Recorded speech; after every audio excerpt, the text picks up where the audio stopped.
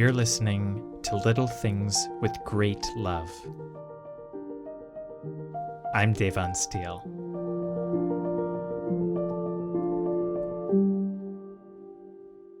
The violence started on a Thursday evening. Ethnic Indians were being attacked in the streets, their vehicles stoned right in their own neighborhood. It was Durban, South Africa, in 1949, the age of apartheid, or literally apartness. Native Africans were carrying out racially motivated attacks, and the Indian community was struck with fear. One Indian family, the Mudlis, were fleeing their home. Palany, the father, rushed his children out as rioters ran through the neighborhood, attacking Indians on sight. One of the older siblings had a truck parked in the next yard. If they parked it on their own property, they were scared rioters would burn it. The younger siblings, 7 or 8 of them, not understanding what was happening or why they were leaving, were piled into the truck. One of the family's older sons, Chowie, grabbed the important family documents, including their birth certificates, stuffed them in his coat pockets, and ran for his life. While the younger children in the truck drove away to find safety, the rioters chased after Chowie. As he struggled to outpace them, they managed to tear away his coat with all the family's documents in it, or so the story goes. He escaped with his life, but everything that identified him and his family, everything that said, "We are here," was lost forever. That night, the Mudlis were forced to sleep on the police station floor. And as Palany lay on the station floor that night, surrounded by his large family, fragile, but all alive, he must have been thinking things his young children could not understand. Where could they belong? Did nobody, black nor white, want them there? What was going to happen to them? And what if they didn't get so lucky next time? It wasn't fair what had happened to them, of course. But who was out there to say they cared, that their people and problems mattered? In the riot's aftermath, the Mudlis eventually returned home. Their house had been damaged in the violence, but not as badly as others. That's because the Mudlis' domestic help, who lived in the basement, was himself a black man, and he told the rioters that he was the home's owner, and that he rented it out to other blacks, so it was spared the worst.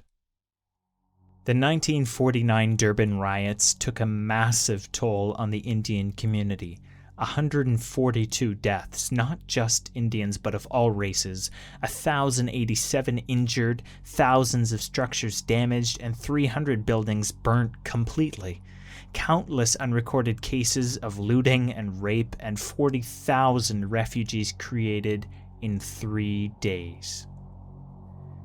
These numbers only begin to capture the long-term damage of the riots, damage which caused a wave of suicides in the Indian community, and years of families falling apart, harassment, reprisal, and discrimination.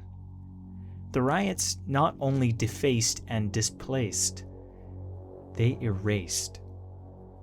But Indian South Africans weren't going to go away that easily. There's a lot of vegetable here. You don't have to use 2. But for your recipe, if you want 2 cups, you have to I'm in my grandma's kitchen in Chipuktuk, the Great Harbour, or Halifax, Nova Scotia. The traditional home of the Mi'kmaq, Halifax has been home to my grandmother since she immigrated from South Africa in the 60s. Today, we're here to cook bhajias. These crispy, golden, deep-fried bites are vegan and gluten-free. They're crunchy on the outside, pillowy soft on the inside, with just a bit of spice. And they make for irresistible finger food, the kind where you plan to have 3 or 4, but end up scarfing the whole plate. So, how long do these cook for? It's a few minutes. A judgment thing? You have to look at the color? Yeah, look at the color. You'll see what I'm doing. But as far as I know, Grandma's recipe has never been written down. Today, we're here to change that. And don't worry, if you're not writing this down, we've made sure to attach the recipe with detailed instructions in the show notes. So first, you'll need some ingredients. I'm going to put up 2 onions and this spinach and some green onions and coriander. Now it's time to get a large pot, turn up the heat, and get out your frying oil. Medium. While the oil get hot, I'll chop up the rest of the stuff. So how much oil do you put in? You need quite a bit, otherwise it won't cook properly. Enough to cover the whole thing? Yeah, the whole thing. 2 small medium onions, 2 cups of spinach or whatever. If you don't have spinach, this is my idea, nobody's. You put 1 cup of shredded iceberg lettuce.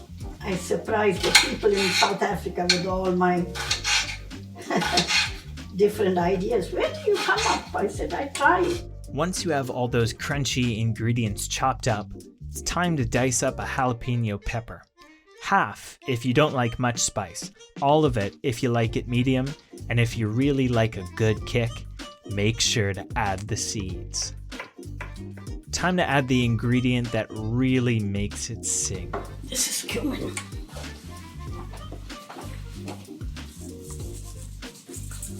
About 1 teaspoon. 1 teaspoon cumin, yeah. Spices hold a special place in my family's history. Not only are they a part of our cuisine, of course that's true, but Grandma's father, Palany Mudley, was, among other things, a spice merchant. Why did he go to South Africa in the first place? Because he was, what they call it, indentures. Yeah, indentured laborer? Yeah, laborer, yeah. So what? He came by the boat. White people used to come and deal with my father because he mixes it the way they want it. They'll stand there and watch my father do it. So do you think because he had all the spices that was easy in your home to have all the spices you wanted? And yeah. That's why food was so always important? Different families use different spices. What I have, all my sisters will have. Because this is basic for us. With his various businesses, Palany and his wife Mariama supported their growing family, which would eventually swell to 15 children. Can you tell me what it was like growing up in Durban in your family? What kind of house did you live in and what was your schedule like? Okay. We had a very large house with 4 bedrooms, very old-fashioned but very nice house, big house. The yard was very large. It was like a farm, but in central Durban. Did you have any animals? Oh, all kinds, except cow, and we had rabbit, duck, birds, pigeons, tortoise, everything. So you would keep those and then... As a pet. As a pet, oh. Yeah. We didn't. You didn't keep Eat any them. to eat? Okay. Grandma remembers celebrating Diwali every year with delicious feasting. Diwali, all we do is light lamps, clay lamps, all over the window, all outside. Decorate the whole house, always big, always fireworks. Food is galore. It was like a buffet style. They put it outside on the lawn. We all bring everything and everything will be so much. It's a big celebration. But that childhood innocence would come to an end, as South Africa's white government developed a set of policies and laws modeled after ideas in Canada's Indian Act that would become apartheid. So what do you think it was like being Indian in South Africa at that time? It was okay. You okay. didn't know any better. Then gradually it got worse. Mr. Prinsloo, what is the basic philosophy underlying apartheid as a way of life? 1927, Liquor Act. Indians may not serve liquor nor work in the liquor trade. It started with a protest march by some 400 native women on the police station. 1927, Women's Franchise Bill. No Indian women are allowed to vote. The general principles of British democratic government form the basis on which South Africa is governed. 1927, Nationality and Flag Act.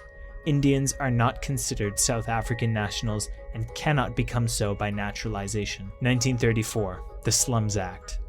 It claims to improve living conditions but actually expropriates Indian property under the guise of sanitation. 1937, Marketing and Unbeneficial Land Occupation Act Number 26. Transvaal Asiatic land tenure amidst on regulatory Indians are prohibited from employing whites. 1943, the Pegging Act. Indians cannot acquire or own property in areas reserved for whites for 3 years. When those 3 years are up, it's replaced by the Asiatic Land Tenure and Indian Representation Act, lovingly called the Ghetto Act of 1946. 1949, prohibition Indians of cannot purchase land from non-Indians. Indians a marriage between a European and a non-European may not be Assembly and one senator, and any such marriage solemnized in contravention of the provisions of this section shall be suppression of communism no effect. The Communist Party and propagation of communism becomes illegal, but really this bill sanctions 48 of groups the government sees fit. Group areas among the many people. Separation on the basis of race becomes mandatory for property ownership, work, and residences. The new boundaries created for areas cut through existing boundaries and led to the eviction of thousands. Indians are forced out of the central city where they operate business. Population Registration Act. All South Africans must be racially classified as separate amenities act or color. This creates the criteria for each was based on appearance, social acceptance, descent, washrooms, including measuring jawlines or buttocks, shoving pencils into curly hair and asking the person to shake their head, and pinching people to see in which language they said ouch.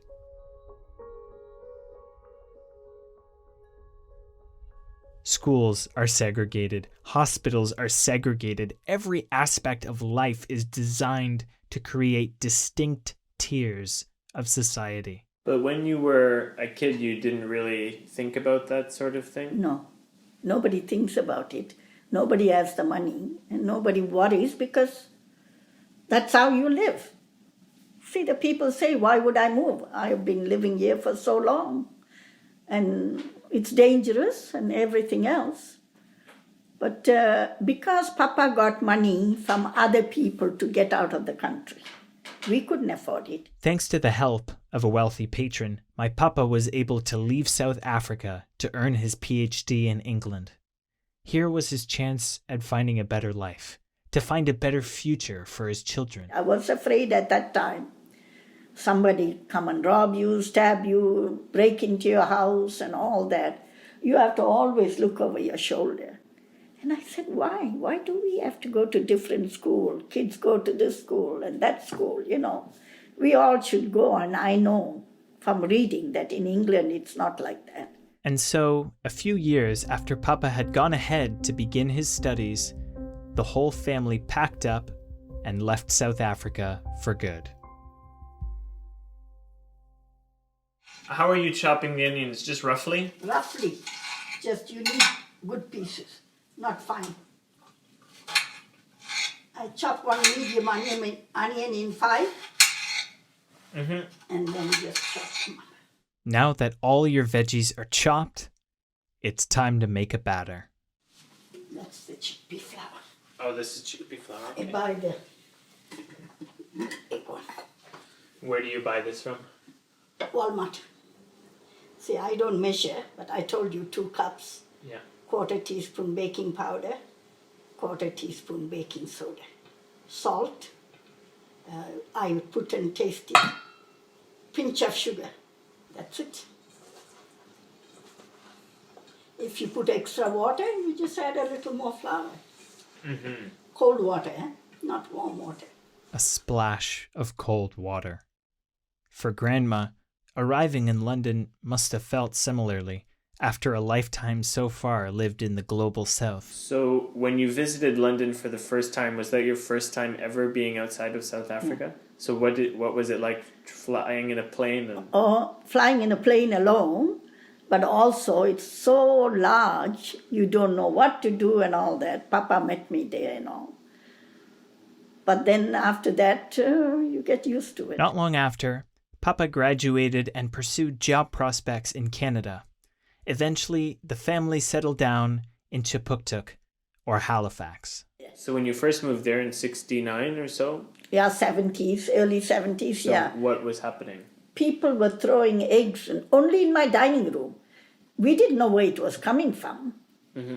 Then when the police was there, he found out it was coming from across the river, somebody on the tree there, up on the tree. That's why we can't see people.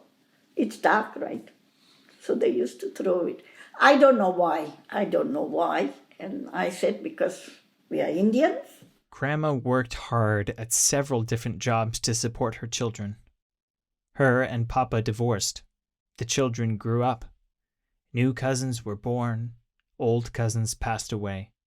South Africa's apartheid policies crumbled, and the Republic of South Africa was born. Nelson Mandela became its first president. The world moved on. First I'll mix all this and break the onions.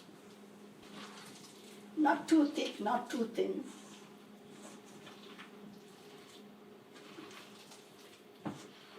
So you just put it in the water for... About half a cup I put now. Yeah. Fast forward to the present. We move on to other news tonight and to the coronavirus, and news this evening that the dangerous South African variant Canada now has been detected in a its patient first here case in of New the York South City at a African hospital variant here. of COVID. Tonight, the South African COVID variant fatalities have spreading in the skyrocketed US. in recent weeks. Over Overworked and exhausted, undertakers say they cannot keep up. Manufacturers of coffins are working overtime to make up the shortages and meet demand. Traveling back to South Africa becomes more and more difficult for Grandma as the years pass. The pandemic makes it even harder. Earlier in the year, bad news came with every phone call, and in the last several years, much of Grandma's generation has passed on. Yeah, I get lonely because people don't visit unless you invite them. But I like the lifestyle that you live here. Nobody bothers you. People don't come unless they call you. And if people need help, they'll call. So do you feel connected to South Africa, or you feel like it's very disconnected? I'm still connected to South Africa. I miss them a lot. I call often, and yeah. Sometimes I think, why am I here?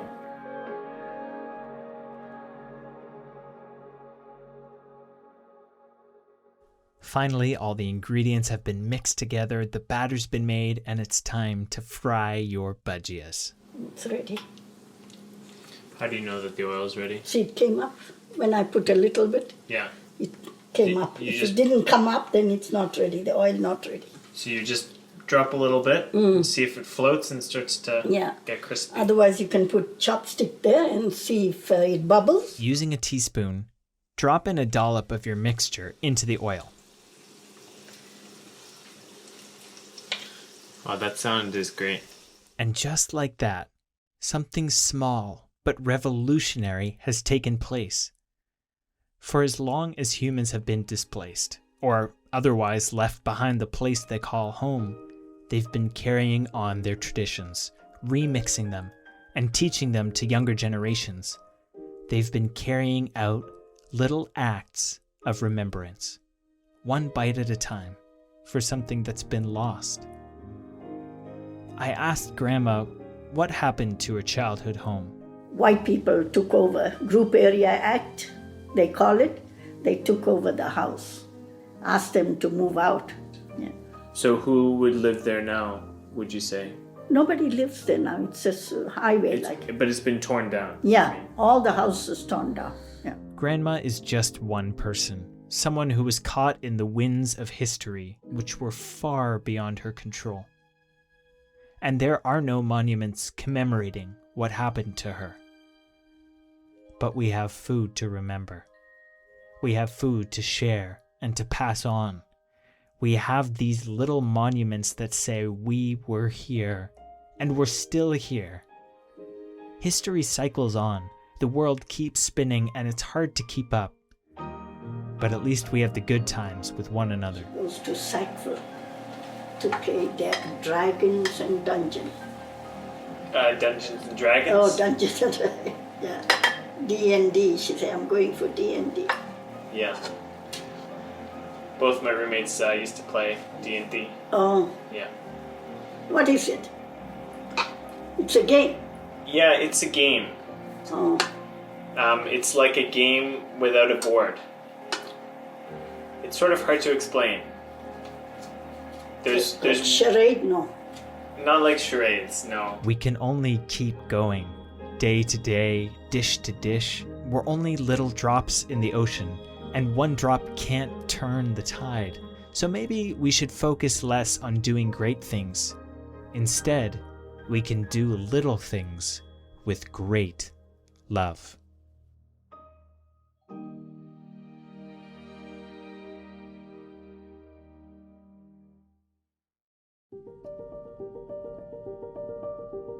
You've been listening to a short audio documentary, Little Things with Great Love, written and edited by me, Deivan Steele.